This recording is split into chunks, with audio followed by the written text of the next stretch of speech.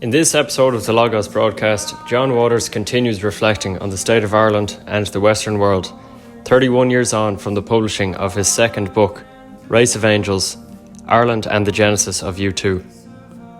We begin this second part of the conversation discussing the video of Jordan Peterson debating 20 atheists, which was released a couple of months ago. John has some advice for Peterson. But that was a real sickener for Jordan, wasn't it? Yeah, what do you make of that? I've tended to sympathise with his frustration at, let's say, the moralist right or whatever, trying to claim him as some kind of a Yeah. Do you know, he resents. No, I understand. Being it's like, well, what do you want? So I say I believe in God. So what? You know, it's like this kind of victory for people. Yeah. If he claims the right side and Yeah. I do like the way. See, he tries to reframe that question. But you think this was different? Well, I think he walked into it in a way because he does actually try and fudge the issue, and I understand why he tries to fudge it. But at a certain point, you can't. You have to stop fudging. Yes. You gotta say what you believe. Yeah. Because otherwise, you lose your entire audience. I think he's lost a huge amount of credibility with that. But what he's doing is a wordy exercise. Basically what he's doing, he doesn't put it like this, but I understand what he's doing. I'd love to do a talk. I've been reading his new book, and it's a tremendous book, like a huge amount in it. But I'd love to talk to him because I see what he's trying to do. What he's essentially, this is banal, but this is what he's trying to do. He's trying to say our cultures, our civilization is collapsing because it's lost its religious root. Can we resuscitate that root without belief? In the first instance, it's essentially what he's asking.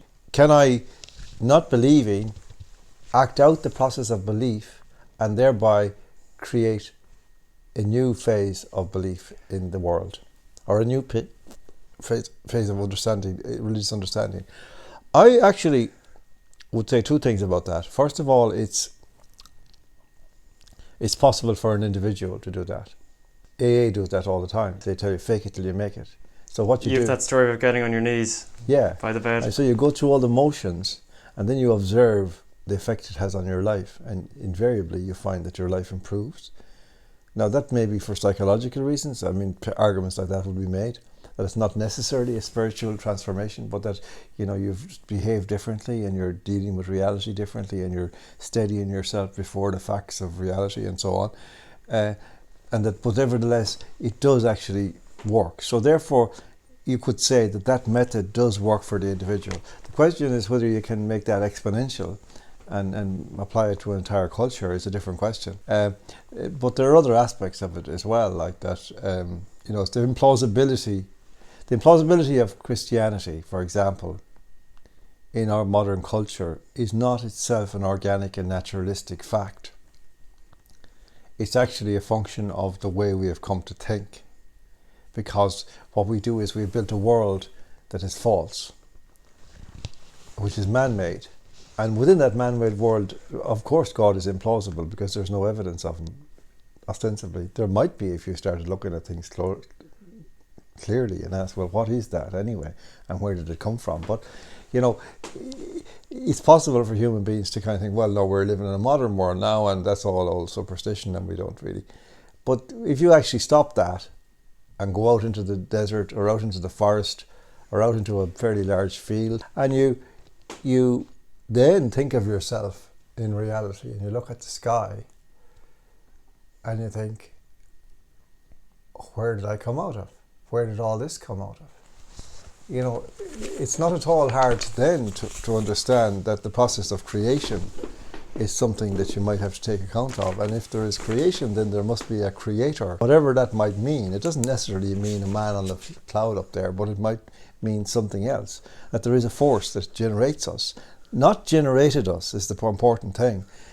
In the past tense, like that, it wasn't that way. We were generated in the womb, and then we came out, and then the rest is just us walking around like wind-up toys. Yes. The point is we're generated in every moment. Everything we do, every word that comes out of my mouth is generated, not by me, as such, whatever me is within this edifice, but by something which dreamt it up. Like that's a different thing. Now, once you cling to that idea, you realise that actually that means that it is not really possible, in my view, for a human being to go through life without some consciousness or cognizance of that reality. And that's all religion is really, when you break it down in social terms, that you need a consciousness like that in the culture. And that can be maintained in all kinds of ways, culturally. You know, like you've got to remember that in the last 30 years, there's been a war against religion and against Christianity in particular in the West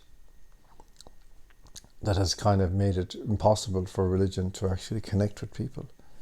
And therefore that implausibility has increased, and the people have lost this fundamental understanding, you know, that the idea of a creator is much less implausible than the idea of nothingness turning into somethingness miraculously. So, and in any event, even if that's unacceptable to people, there's the fact that, well, we don't know what we came from.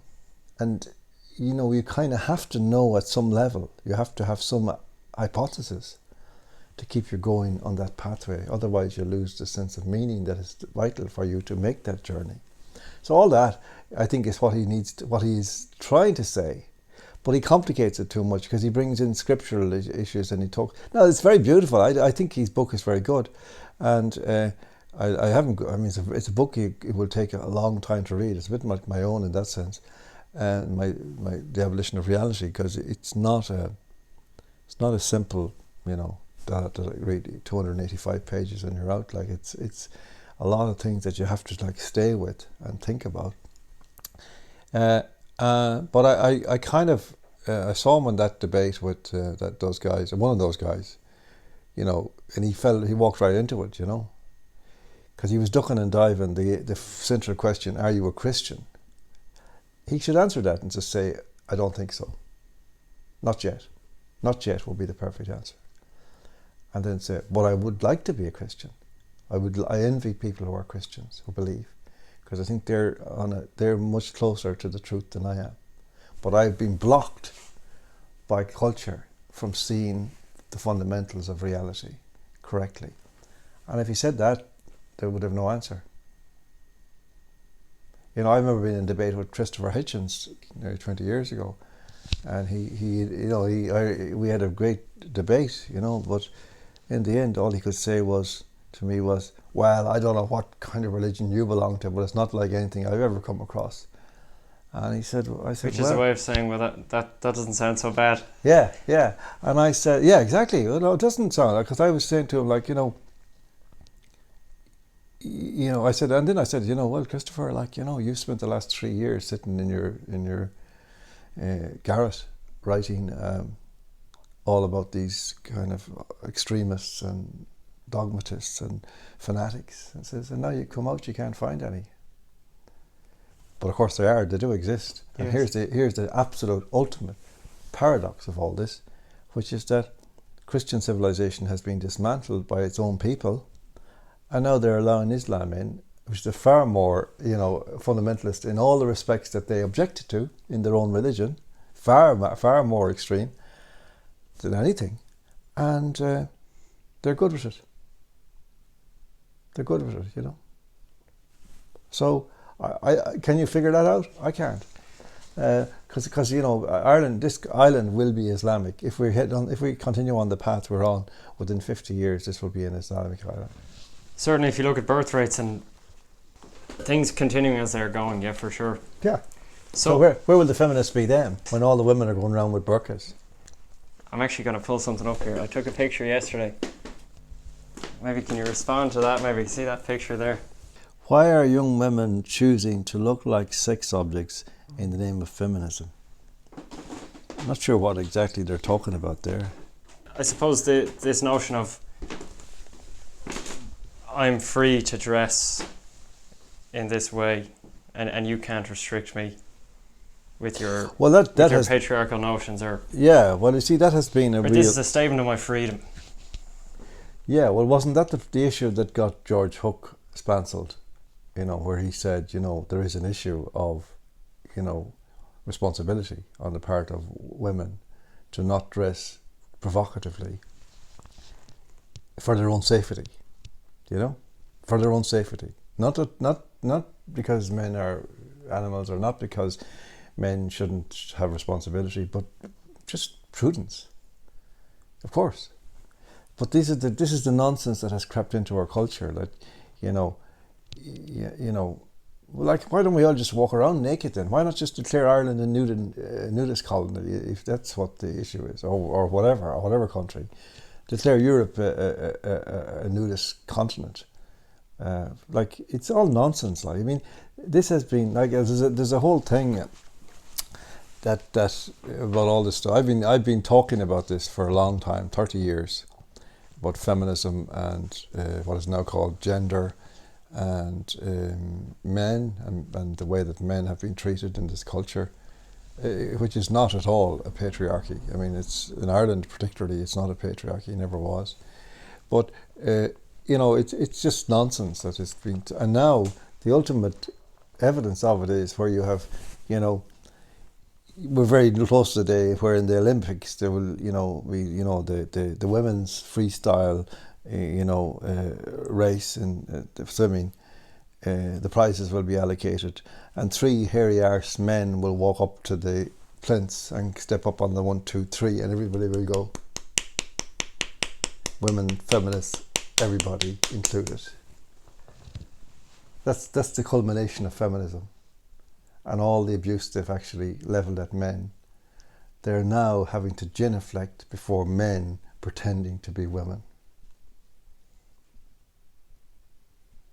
Not a great victory, is it?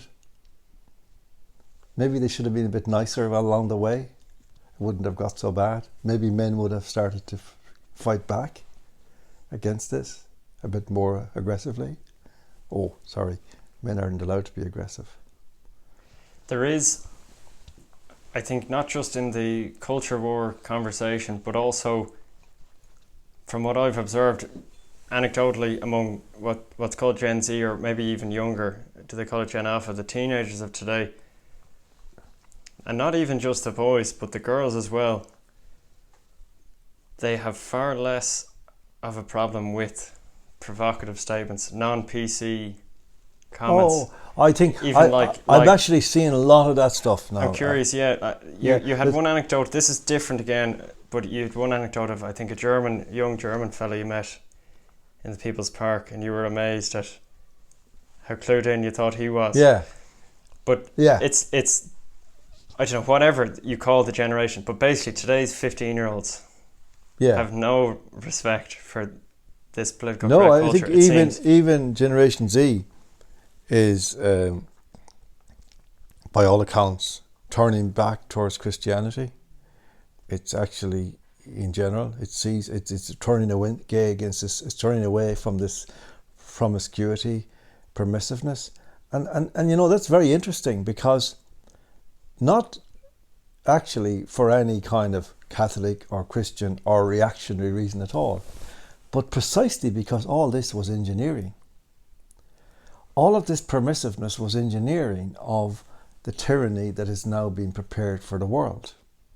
Because, you see, the world traded off true freedom for sexual freedom, and they thought they'd won a victory in that way. But we didn't. That was no victory, because sexual freedom is not freedom. There's a limit to sexual freedom. I mean, at a certain point, like everything else, as St. Augustine said, ultimately all things turn to disgust. And that's true of everything. Everything that people think is the answer to their desires eventually disgust them. And so that, therefore, intrinsically, the 60s notion of freedom was completely bogus. But the thing was that they never admitted that. So they actually got away with it, not just for their own generation, that was the boomers, except we did. I was the late boomer. And my generation, I was one time, I wanted to start something called the 55 Club, because that was the year I was born. And I just had this sense that the people that were from the 55 on were almost like riding shotgun on the 60s revolution, in saying, no, it doesn't work. Yeah, it's a great idea, but it doesn't work. And trying to issue some kind of corrective about it, that it was going to cause disaster. And I think that's true. And it's ironic that, but the boomers, the elder boomers managed to persuade, not so much Gen X as the millennials. The millennials bought into that again, big time. However, that was some kind of ricochet. It's almost like grandparents, parents, children.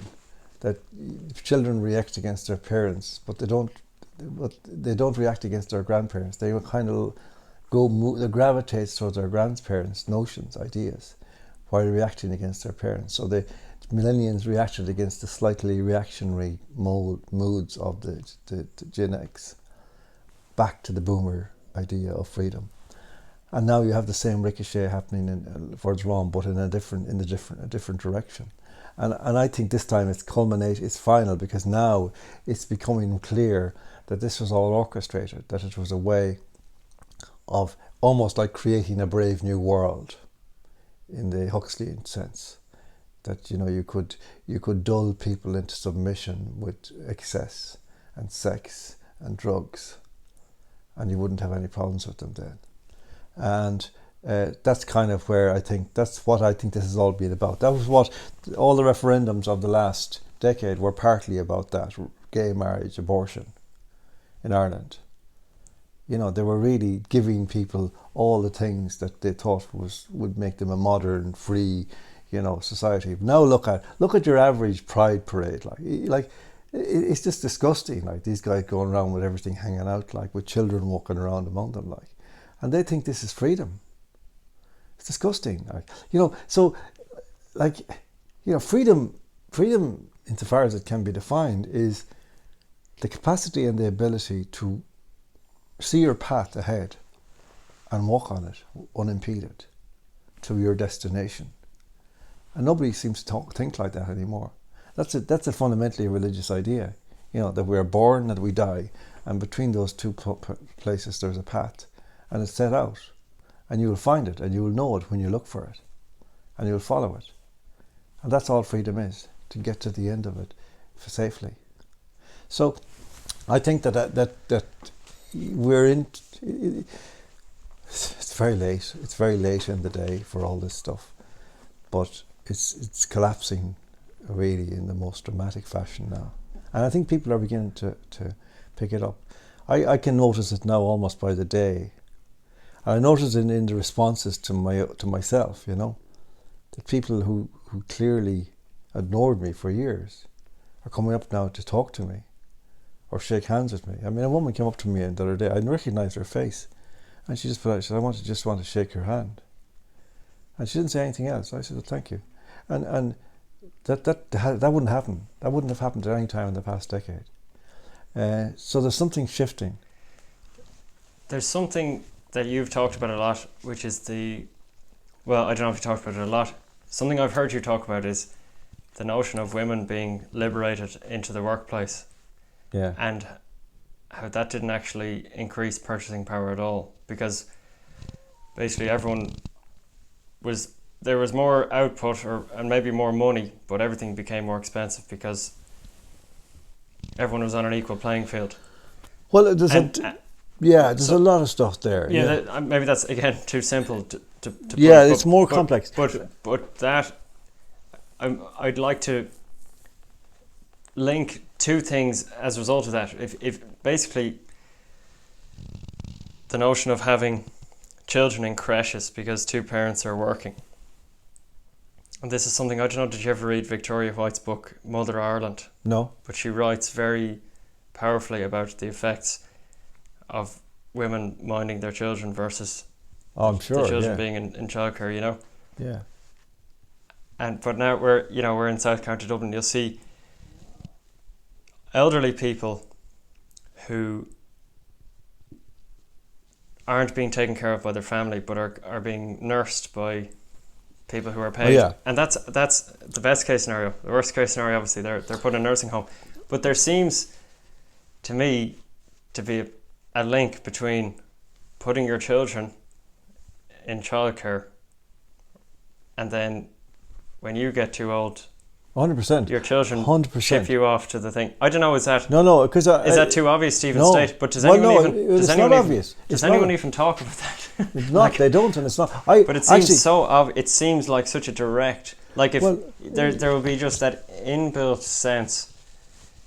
If the bonds are really close, you would never want your parents in the care of strangers. of strangers. Yeah. Yeah, just people But that we don't do that to our children. People that don't know their language or their culture, who are aliens. But it started with the I children. see them. from I the see very them beginning. walking around the street with pushing wheelchairs. African guys on their phone behind the wheelchair, with some man who's contributed something, maybe, or a woman indeed too, who has contributed enormously to this culture, and now in his dying days, her dying days, there's nobody to talk to, except an African who doesn't know anything about her culture or her life or anything, and cares less.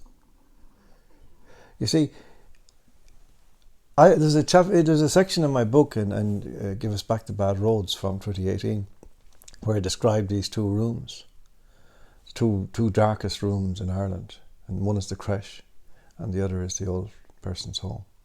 It's exactly this point, and I mean, I have seen, I saw homes. I mean, I've many times gone into homes to visit men, many men, but sometimes women, who have contributed enormously to Irish life at the highest level, in literature, in history, all that. And they're there in this room, and they have their books, maybe 6, 7 books on a sideboard or something. And that's it. That's their life now. I mean, their own books, maybe, some of their own books that they've written, and there's nobody to talk to. It's like being in jail. And I anytime I do that. I haven't done it for a little while now, but I would just go home and go to bed. I wouldn't get up for 48 hours. It would break my heart. Children, the little babies, the same thing. You see them crawling around the mat at 8 o'clock in the morning. They won't see their parents for 12 hours. As far as they're concerned, their parents are now dead. Every day they die. This country has become heartless. And absolutely. But let's go back to the whole thing about, this is again engineered. Women were told this liberation is going out to work in McDonald's or whatever. Is it? Really? Well, what did it do? I'll tell you what it did. It doubled the prices of houses overnight, because now there were 2 salaries to pay a mortgage, and far from actually making it easier, it made it harder. So liberation was the mother running around this, trying to catch up with her children and her work and her life and her household. And all these myths that were put out then, the lies that were put out about, the pay gap. And I've challenged all these feminists to tell me this. Can you produce to me the newspaper ad which offers a job, is advertising a job, a vacancy, in which it is stipulated that the salary for men is X and the salary for women is X minus Y? Can I see that? It doesn't exist. There is no such thing as a gender pay gap. What there exists is 2 different ways of working. Men have always worked to provide for their families, and that means that they have to do things they wouldn't necessarily want to do. Overtime, weekend work, whatever is necessary to keep their jobs and to earn a little bit more money. Women tend not to do that. They work to rule, as it were, because they have, for very good reasons. So therefore, they have to look after their families, their children, because that's the way we do it. And I'll come to that as well, because I was the one who tried to break that mold by saying, can we not incorporate the father into child rearing? I'm prepared to do it. I was prepared to do it. But the state fought me, and the media, they all fought me. The very same people who talk about feminism wanted to stop men becoming involved in their children. Interesting, yeah? So, all this is going on. the whole feminist thing in relation to work has been lies and a deceit, and also it was engineered, because the whole purpose of this was to create money, more money for bankers, and that's the ultimate outcome of it, where you have massive prices on houses way beyond a house. A house is essentially 4 walls and a roof.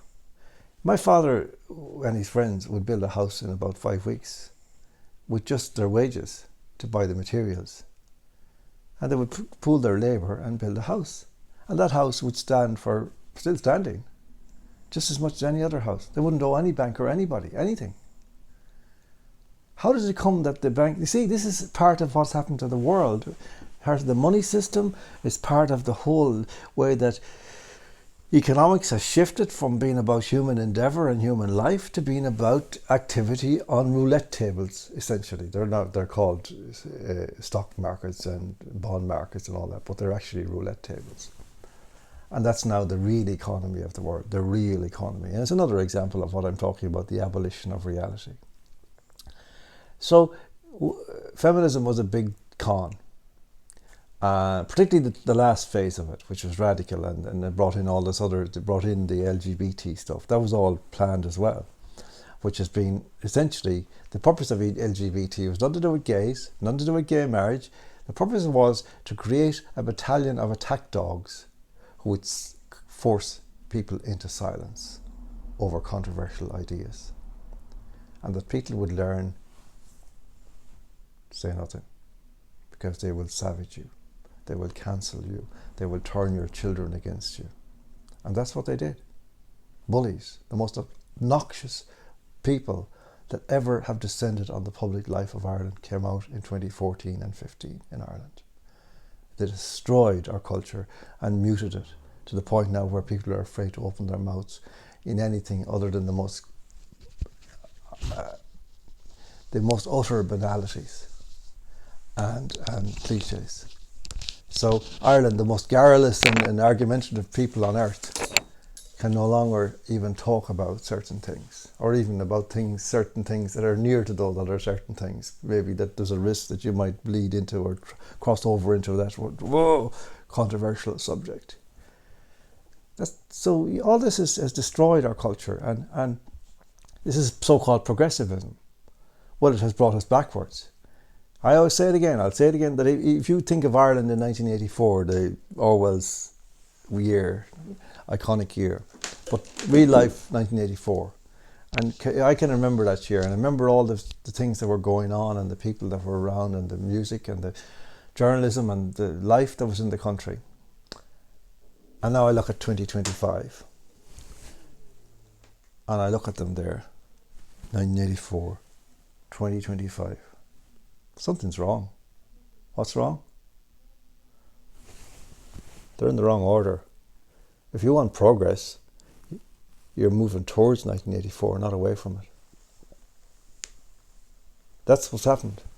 We've regressed in the name of progress under every conceivable heading: political integrity, freedom of speech, cultural values, you name it. You know, the quality of media, newspapers, appalling rags, literature, gone. Poetry, tell me the name of a poet who is actually worth going to listen to now.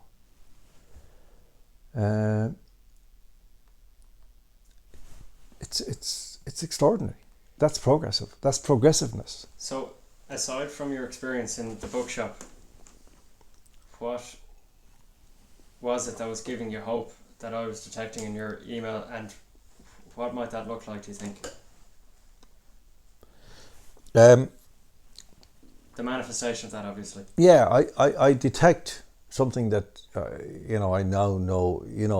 I have a very clear memory of the last 5 years, and I shudder when I think of 2020 and 2021. Not just because of what was happening, although very much that, but also because of what was happening to me directly, because of the obnoxiousness I was encountering in my own people on account of having stood up against this, which they somehow thought was something terrible to do. when in fact I knew that what I understood was correct. This was a scam from the beginning. And so now I have this totally different sense. They're not necessarily speaking fully openly about it, but an awful lot more people are aware now secretly. They're still muted because of the force of this, the tyranny, the kind of people. I won't even say it's a soft or a subtle tyranny. It's not. It's very crude and very rough and very awful, obnoxious. But they're not. They still haven't got the courage fully, but they're getting it. And I feel now it's at a point where, I've always felt that thing I used to say about, Paddy kicking the chair, and the idea of that was like that, there's this old fella in a pub, and there's a bunch of young fellas around, they're messing, and slobbering and causing racket and kicking, just messing, acting, horsing around. And he's there and he's sort of drinking his pint, and he's saying nothing, But he's watching things, and he's thinking. And there's a tipping point, you see, but it's not yet. It's not yet. And they're at it. But there comes a point where something happens. Maybe one of them pushes another, and he pushes, and as the girl's drinking, she slaps his elbow into it, and it falls crash on the ground. That's when Paddy kicks the chair. And he's up here. He has him up against the wall. He says, "Listen, you boss."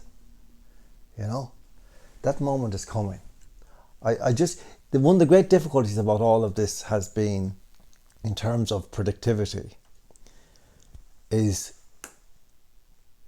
timings, the time, there's a retardation in relation to what you might naturally or normalistically anticipate as the time frame involved. And that's because of all the factors we talked about at the beginning. Those various mechanisms that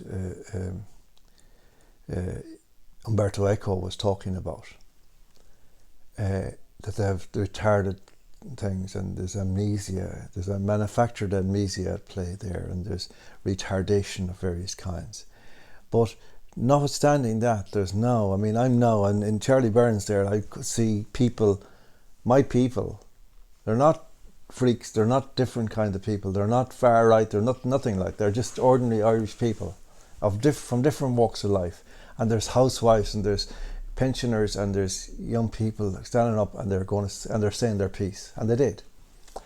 Like it was in 1993, when I was around the country talking in all kinds of places, down in Letterfrack or somewhere like that. You'd have a room full of maybe 400 people in the middle of the week. And they were all talking about, at that time it was things like environmental issues, pollution, things like that were mainly. And I was on top of those as a journalist, I'll think, the incinerators and all this stuff being built all over the country. This, again, the thing that David Hanley was kind of anticipating in that book in some respects. And the sellout of Ireland, Ireland, it was called, that whole thing can be, I don't know where this phrase came, but it's in my head for years and years, where some fella said, "Sure, you can't eat scenery." And that's the mentality of Ireland in the post-70s phase. You can't eat scenery, and so, I think this is I think where I see now this moment of kicking the chair is coming. There are difficulties. One is that this is a global movement, a great global attack. It's an assault on humanity in general. I talk about it in an Irish context, both because that's my people, that's my country, but also because Ireland is extraordinarily emblematic in all kinds of ways and iconic. And also because it's an extreme case in this sense that they really want us to break Ireland because of their history. We were the only country in the world which had a Christian revolution, really, fundamentally, in 1916. It was inspired by the Christian story. I've never heard it put that way. Yeah, that's what it was. That's what it is. And that's what scares them, because it came true. It came true because the crucifixion was followed by the resurrection. few years later. So you would say it was different, as in other rebellions might have been more of a revolt, but this was something more constructive. They tend to be Marxian or whatever, like that they have an ideological underpinning. But this was a poetic and spiritual revolution. And that's something that the powers that be are terrified of. That they still think that paddy is a dangerous animal, Now they might be, I hope they're right about that. Yes. But I sometimes wonder. But I do see that spirit sometimes, still. And I mean, I think, I look at people now and they are broken. They are broken as a result of starting with the LGBT assault, the abortion assault, the 2020 thing where you have the guards basically turning rogue against their own people, the judiciary turning rogue against their own people, the politicians, of course, forget about them, journalists turning rogue against their own people. And I mean, that's in a certain sense, I say the journalists the worst, because without the journalists, none of it would have been possible. If they told the truth, then it was all over within a day. Over. Finished. Speaking of 1916, I've a quote here from Pearse, which was in your book. But before that, I'm going to read something that I didn't quite get, so you might explain it a bit. And then I'm going to quote Pearse, right? Mm-hmm. So, on page 82. Yeah, this is a quote from Fanon. Culture never has the translucidity of custom. It abhors all simplification. In its essence, it is opposed to custom, for custom is always the deterioration of culture. Now, I don't know, can you elaborate on that? But I'm going to just go to Pearse, and I don't know, are they connected? So in The Spiritual Nation, Pearse says, true political independence requires spiritual and intellectual independence as its basis, or it tends to become unstable, a thing resting merely on interests which change with time and circumstances. Yeah.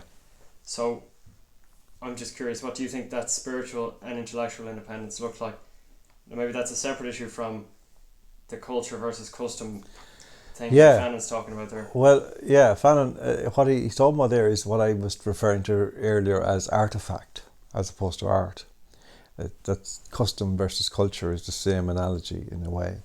That what you actually are looking at in many respects, and this happens particularly in colonized countries, is that what is presented as culture is actually simply the repetition of custom, or the generation of artifacts, which are simply kind of almost like souvenirs of a past reality. But it's no longer alive. The culture has died. So you might see that, maybe it's controversial to put a name on it, but some things like you might hear about it in the very puritanical cultist culture with the music, where there's some it's nearly, they try too hard to make it too pure. Some of the language, institutions, you can see you call it fossilized. You use that word a lot. Fossilized, there's an artist called Jimmy Durham, who's a Cherokee Indian, and he talked about, he wrote a lot about it in essays, and he also, so his works were really spectacular.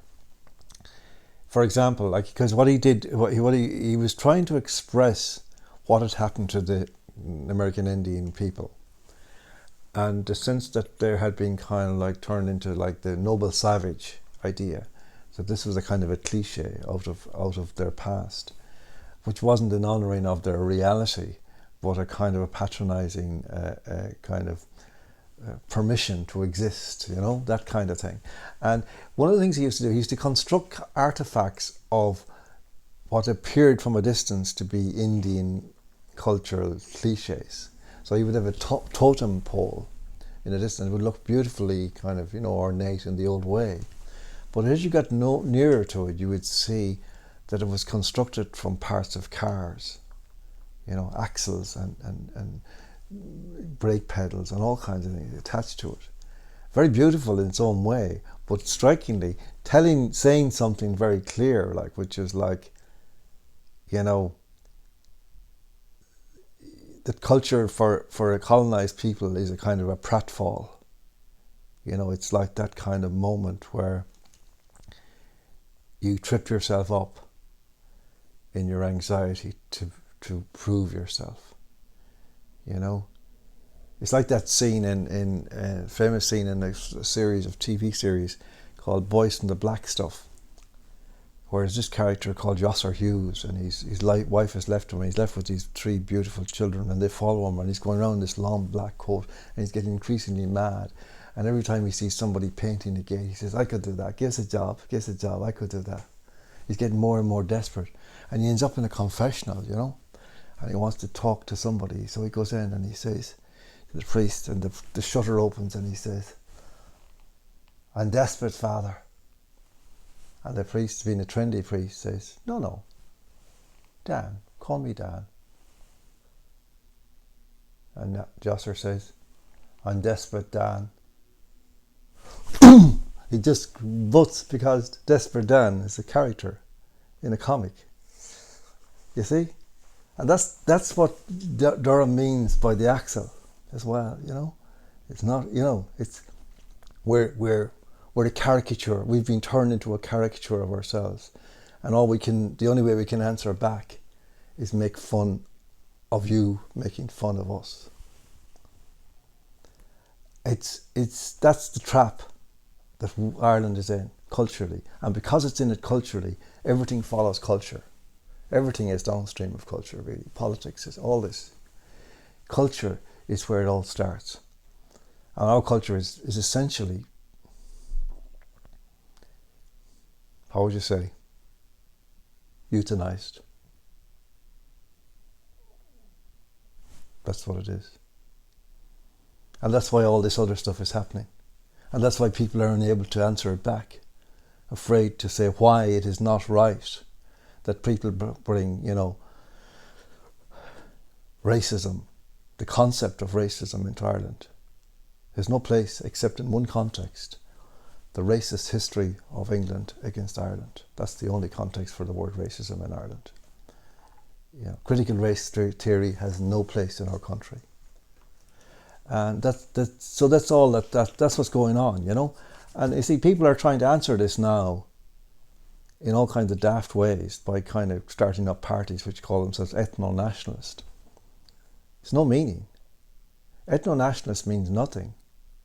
You know, show me the pure Gael. You know, the pure Gael in Ireland exists, but he doesn't even know he's a pure Gael. We're so far from the truth of ourselves. And so to start thinking you can create a sort of, you know, a pure Irish race and that will answer our problems, that's not going to solve it. That's not to say that, you know, those who say that, use that spurious argument that there is no Irishness to bring in the world on top of us. It's a more subtle thing than that. It's what Patrick Kavanagh was talking about when he said about Irishness, that there is no Irishness. He says, when an Irish horse wins the Grand National, what's most important, he says, is not its Irishness, but its horsiness. You know, and that's this distinction that, you know, you can have culture that is of Ireland, but it doesn't have to be, you know, it can be whatever it wants to be, whatever is possible, whatever fits, but it has to be authentic to the culture, the living culture of the time. And that's an experimental thing. And it needs freedom, and it needs conversation, and it needs a richness. That's why Pierce is talking about the intellectual... spiritual and intellectual independence. Yeah, all that. And spiritual, like nationalism is nationhood is a spiritual condition, he said.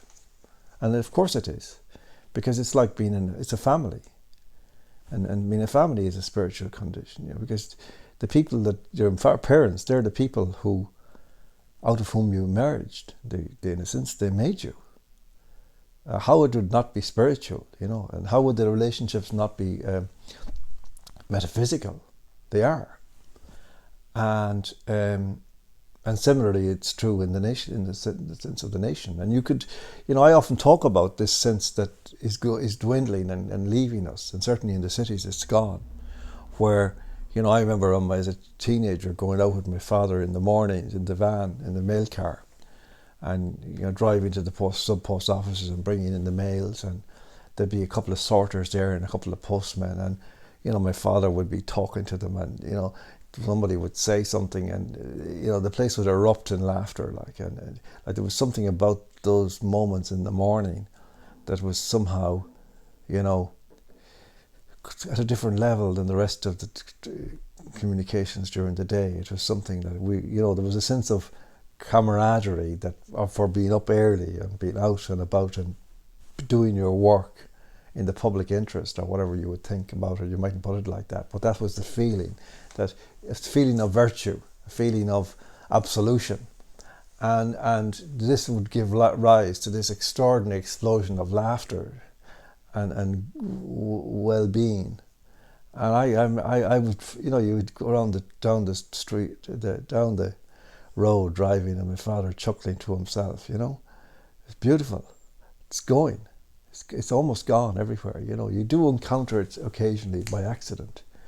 Remember that kind of a thing where you would have, that kind of guy we used to see in Ireland. It's not very common, where he'd come into a room and he'd say something loud, or it'd be like Trump. There's a lot of Trumps around in my youth, like in Ireland, because they would come into a room and say something provocative or slightly, edgy to a woman or a man or whatever, and you get them wound up, or you get them laughing, or you get them something, and you'd feel, you would feel like he'd changed you, that he'd taken you out of yourself and lifted you out of whatever despondency or whatever, or boredom you might be feeling, and you're suddenly animated and laughing, and that's a quality in Irish culture that is unrecognised, and therefore is being allowed to die, to wither and die without anybody trying to save it.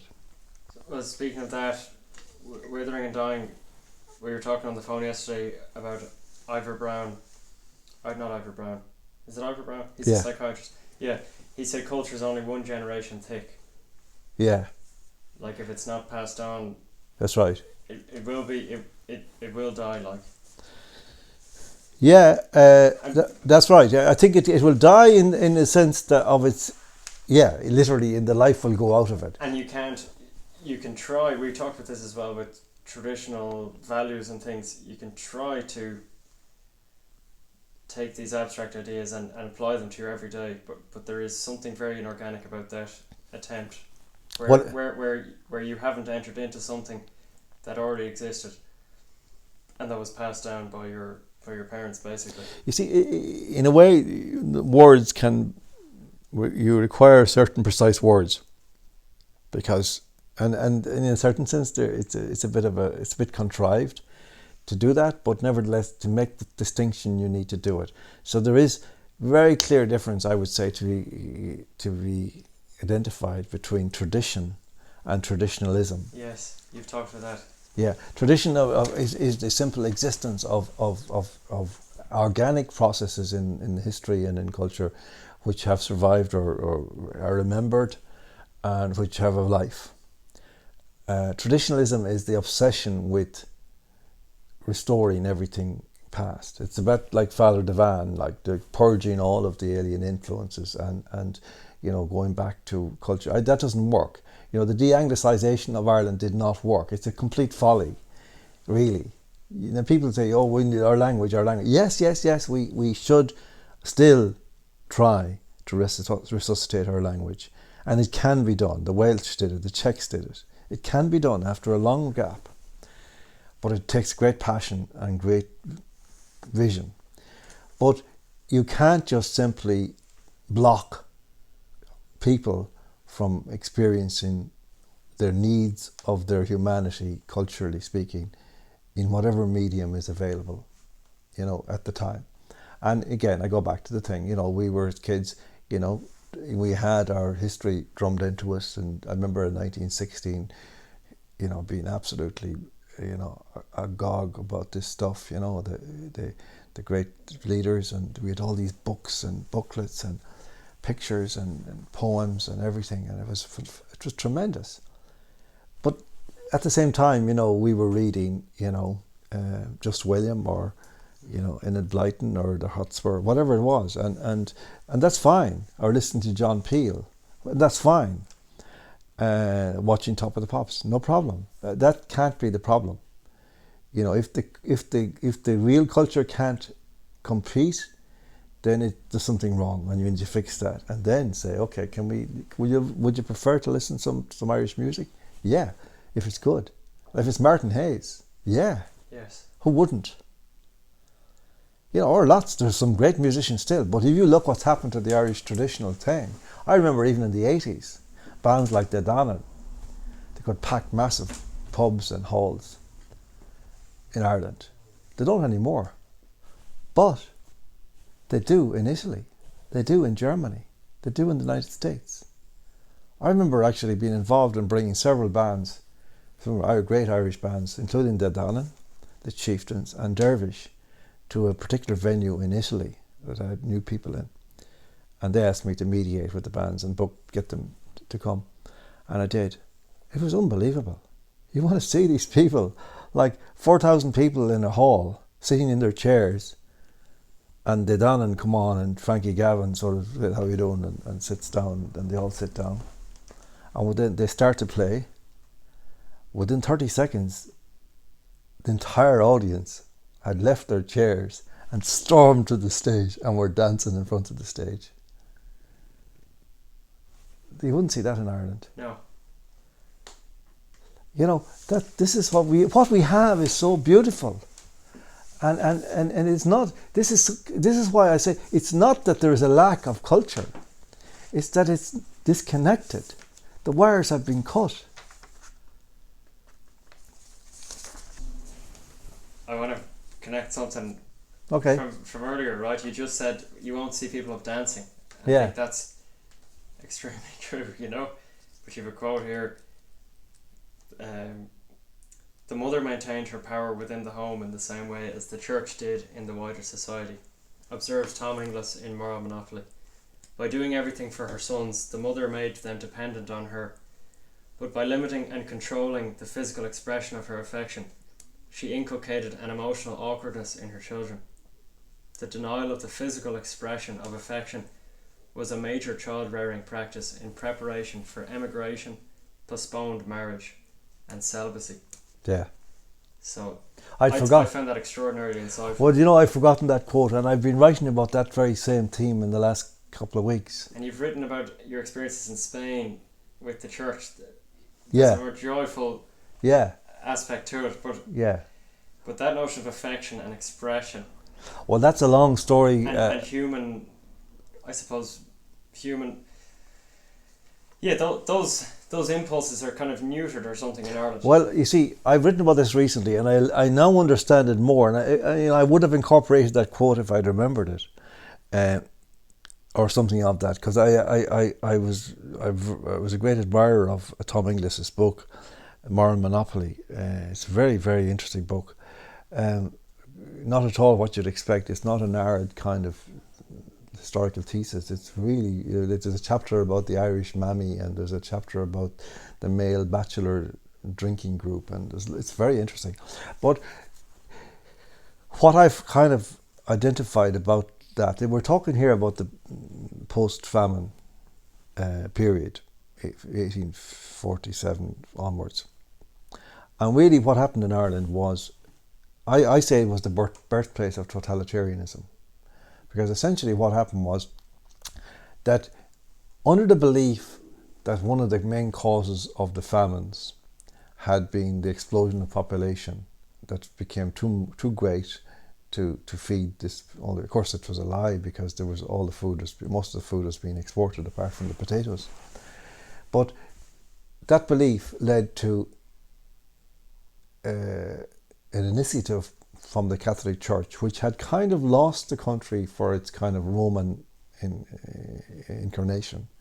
There was a kind of a form of Catholicism, but it was mixed with paganism, and it was quite, permissive culturally and so on. And as a result of this, it was believed this kind of licentious kind of culture had created an explosion of population, which had been deeply damaging and so on. Now, that, could say maybe there's some truth in it, But nevertheless, the measures which were brought in, a little bit like the COVID thing, were so disproportionate to the problem that they actually did far more harm. Because it was it basically was using the mother in the home as the moral instrument of the church's morality or moralizing. Essentially, it deessentialized the population. And in that time, like for example, you would have the churches were divided by the aisle, women on one side, men on the other.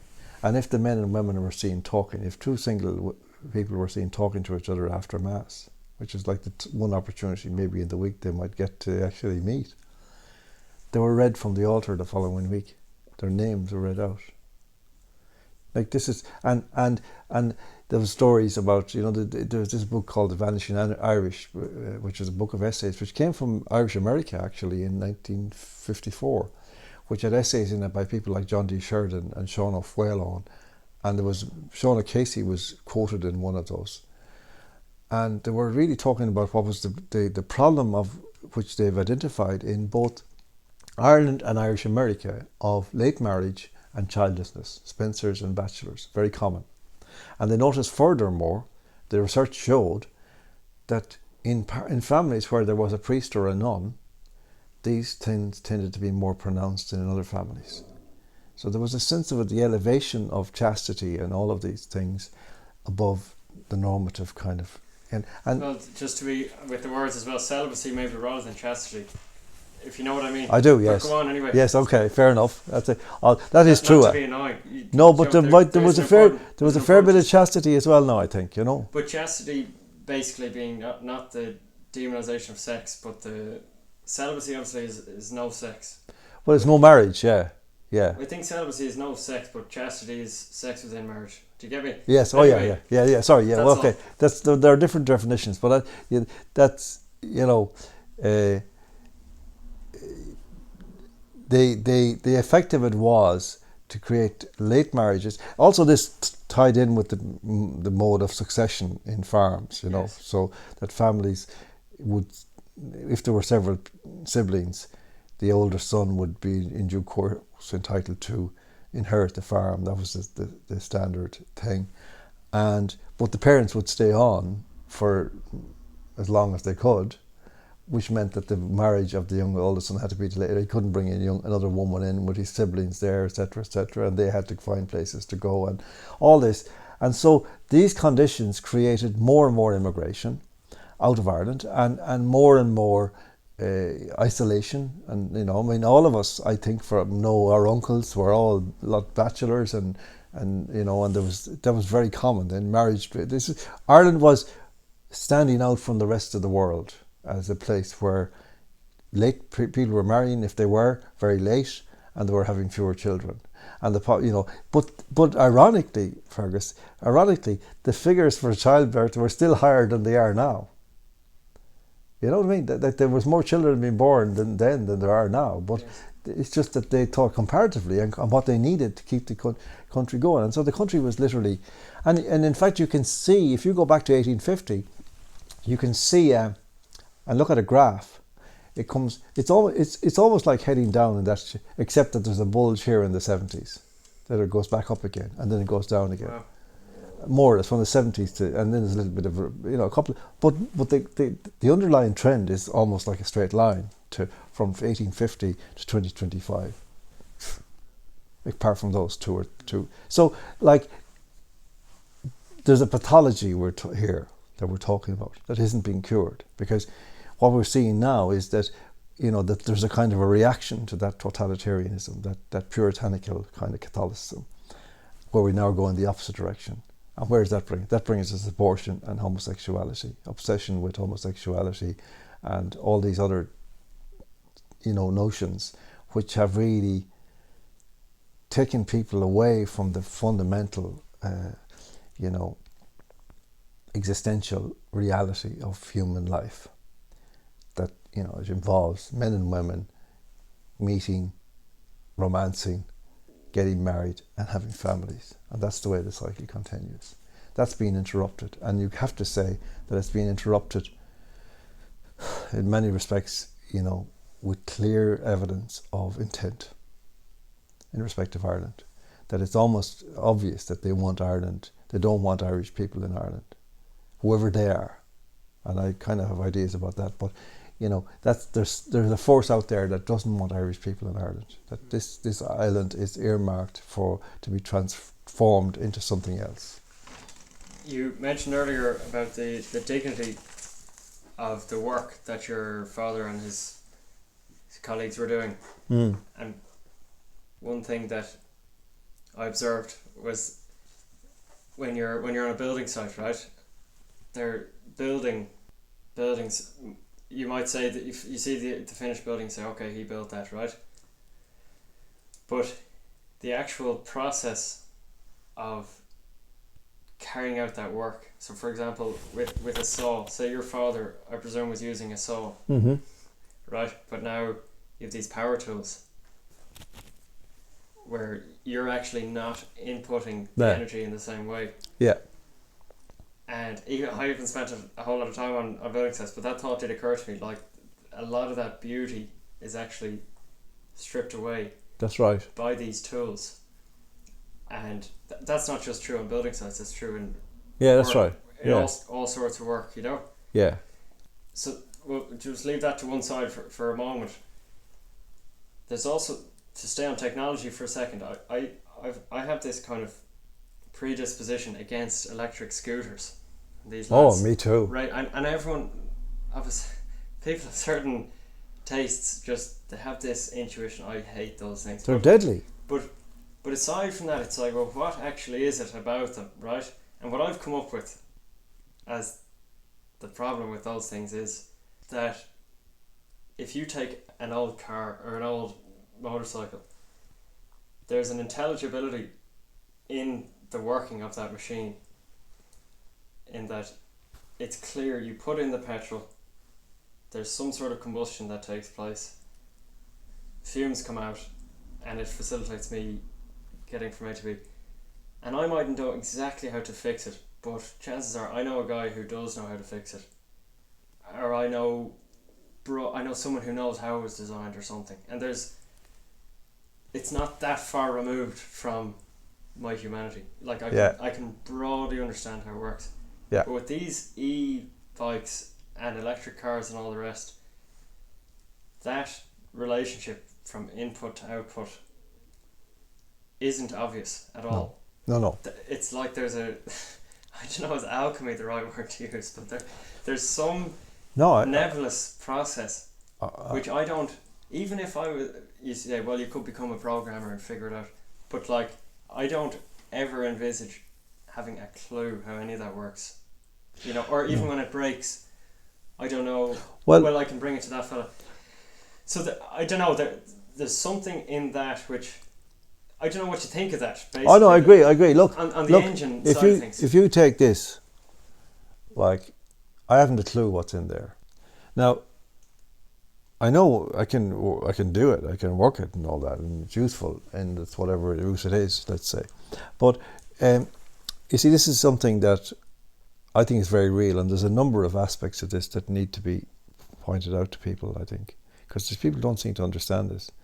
I remember my father he was a trained mechanic, even though he hadn't worked at it for years. He was driving a mail car and said, but he used to always he kept his own vans on the road. Like, he did deal with garages when he needed a big job done or whatever, but he was very good with engines, and I learned a bit about engines when I was a youngster, and I had cars, and I understood how an engine worked, the principle, and how the pistons and the explosions and the pistons and the blockhead and the sparks and the distributor and all this thing. I understood the basic principle of the engine, so I knew if something went wrong, I would have a fair idea immediately what it was, and sometimes I could fix it, if it was something to do with tuning the carburetor or with cleaning the plugs or whatever it was. And there's something about that. But my father was very much like, he ran vans which were really this close to complete collapse all the time.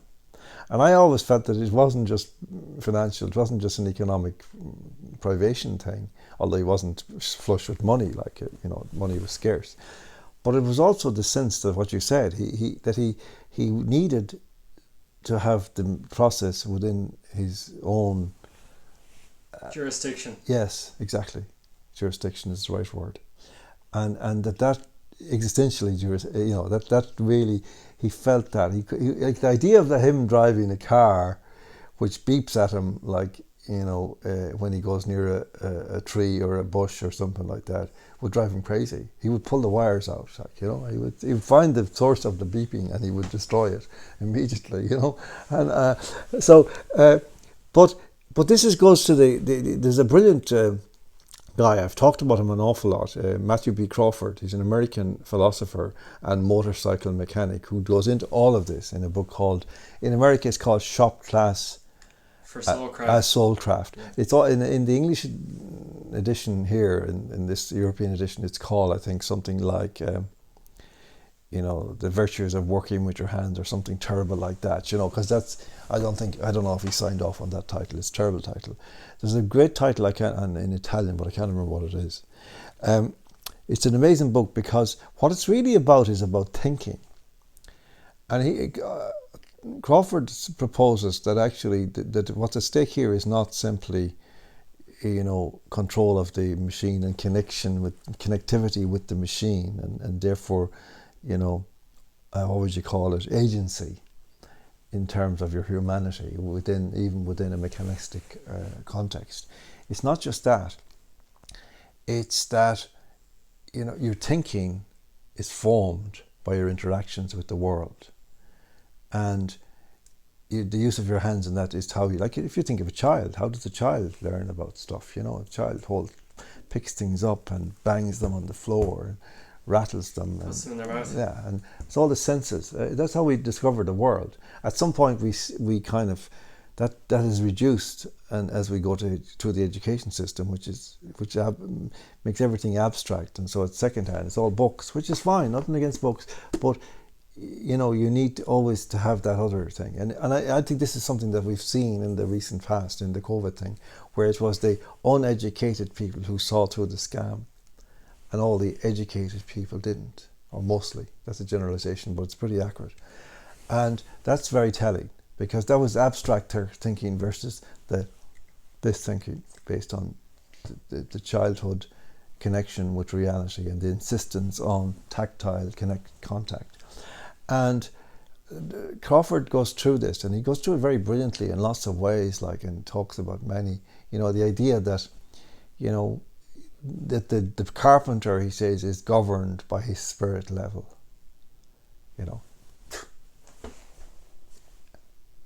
Is it level or not?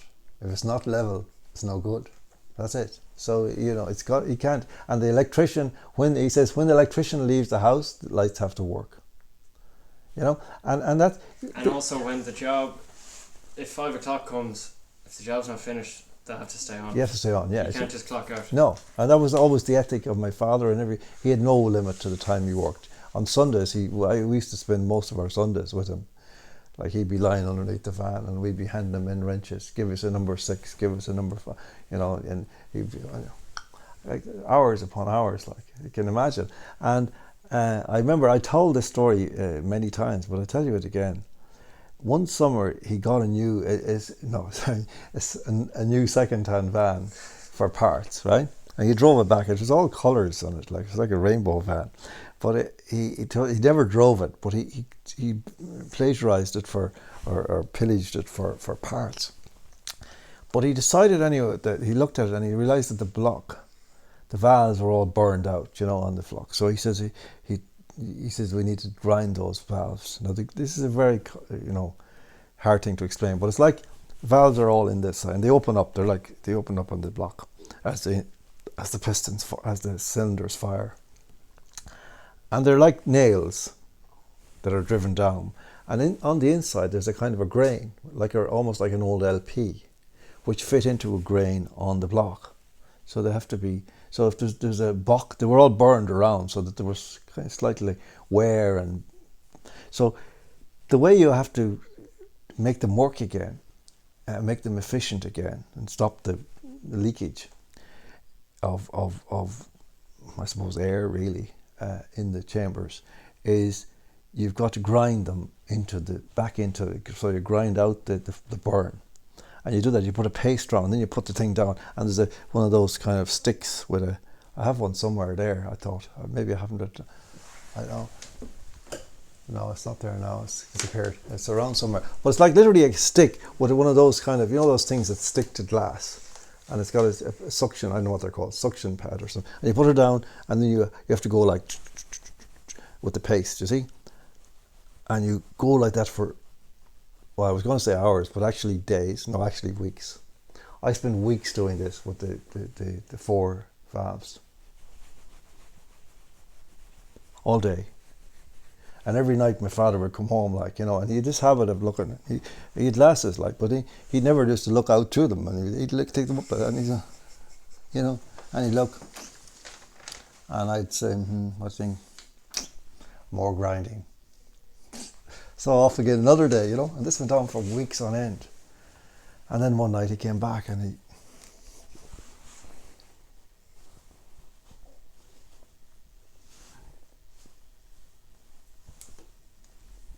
okay.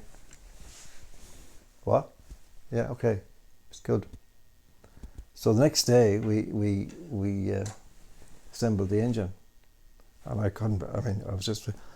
and he just wired it all up, and then it sat in and he just turned it on. It was like a clock. It's like a watch. Tick, tick, tick, tick, tick, tick, tick, tick, tick, tick, tick. And I said, yeah, that's good. That was one of the proudest days of my life, And I didn't, you see, I thought he was just being a pain in the ass, getting me to do this horrible job. But of course he wasn't doing that at all. He could have easily there's a guy in the garage who would have done it for a few quid, But I suppose he wanted to keep me off the streets as well. But he also wanted to do, in the summer holidays, but he also wanted to teach me about persistence and determination and completion and all these things. And that at the end of it all, there is that reward, which is the tick, tick, tick, tick, tick, tick, tick. I did that. And I still have that quality, even though I'm nothing like what he was in terms of, my wife is actually better at doing things with carpentry and stuff than I am, which is a shameful thing to admit, but it's true. But still, whenever I do something, I do things which I call temporary jobs, And if I fix something, even if it's a terrible mess, the definition of a temporary job is that it is something that has to actually last forever, but look terrible. Right? That's the definition of a temporary job. I'm really good at those. So it's the kind of thing that women would hate to have done in the house, but I'd be really proud of because it's so conspicuously grotesque, But I remember when I was living in a house with a black door, and I'd paint the black door every couple of years. And even though it was a hard thing to start, once I got into it, I would start I would take off the knob and the knocker and the lock and everything, and I would put them in vinegar, and they would be golden when they'd be out, and then I would stand, and every night for about 6 months, I would go out and I'd stand in the middle of the road looking at the door, and that's all relation to what you're asking me about there, that, there's so much here that is not even recognized now. Because when I was going to school, we never thought about it. But see, I was probably the only generation really, as a generation, again going back to the late boomers, which not alone remained in Ireland, but actually knew almost from birth that it was going to remain in Ireland. The thought of ever leaving Ireland never occurred to us. That's why we're the most patriotic in a sense. I never use the word patriot. I never describe myself as a patriot. The only thing that can call you a patriot is posterity. Yes. And you need to have bullet holes in your chest in order to qualify, in my opinion. But that kind of sense of Ireland, our generation. So we were like the last generation to really kind of understand what was we were the only generation since, I would say, independence that had a real sense of proprietorship, because every other generation was kind of in some way compromised, or things were contingent, you know. But I remember when I was in school, we never had any sense that we would go to university. We weren't rich enough to go. There was no money, to put it another way. So we didn't really know what we were going to do. And actually most of us never thought about it. You weren't worried about it? Never thought about it at all. Because that's a massive stress, I think, now for people. Yeah. I think you know that. Yeah. But because we were into like, because we were playing soccer or music, we were going to be in bands, we were going to be footballers or whatever. But you felt like you had the right to decide roughly what you would do. Is that but it was kind of fantasy. It was fantasy. And then one day you were kind of sobered up by work. You ended up working in a, you know, in a railway station. Yeah. So, but you know, but that was another story, like, you know, and that sense of.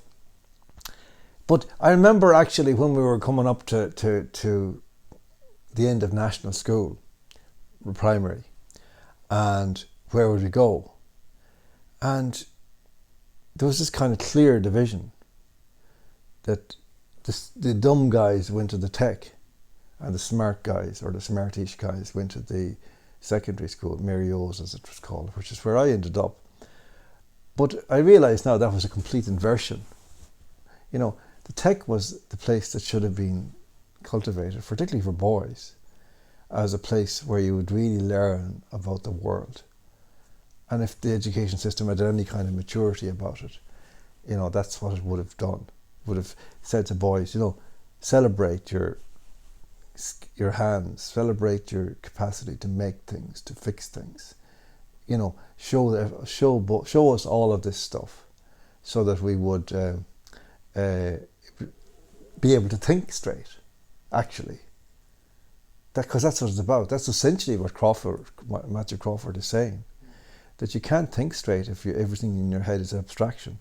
And that abstraction now, through social media, you actually see it now, where these memes or tropes go around, and they're just slogans. And that's what people use by way of argument now.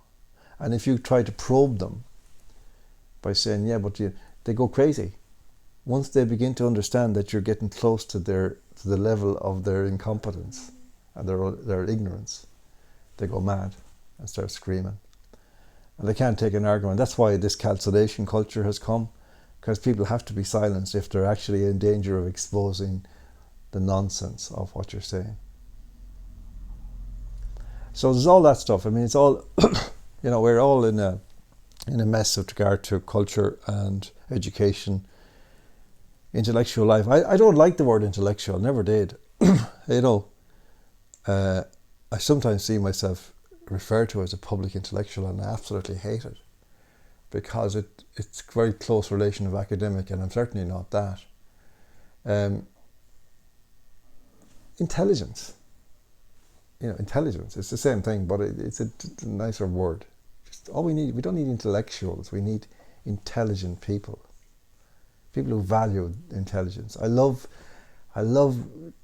talking to young kids, like, about their curiosity about the world, you know, and it's an amazing thing to see. It takes your breath away to meet a kid who's a young lad, like, I know one lad, like, and he's absolutely, he's a special one, you know, and he wants to find out about everything. He's an expert on World War I and World War II. He's 6. He knows everything about it, and he says to me,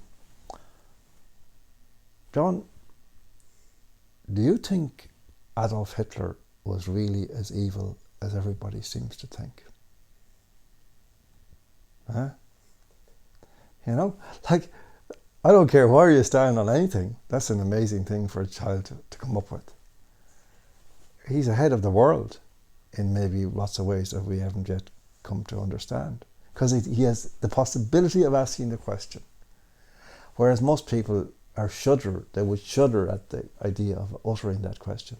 But it's a very valid question, and there may be a lot more to that story than we've been allowed to know.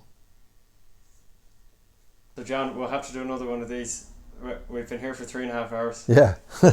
Well, But, thanks very much. and we've only covered 2 books. Exactly. So a lot to what's that Fianna Fáil slogan was? A lot done, more to do. A lot done, more to do. Yeah. Thanks, John. Thanks, Fergus. Oh, great ocean.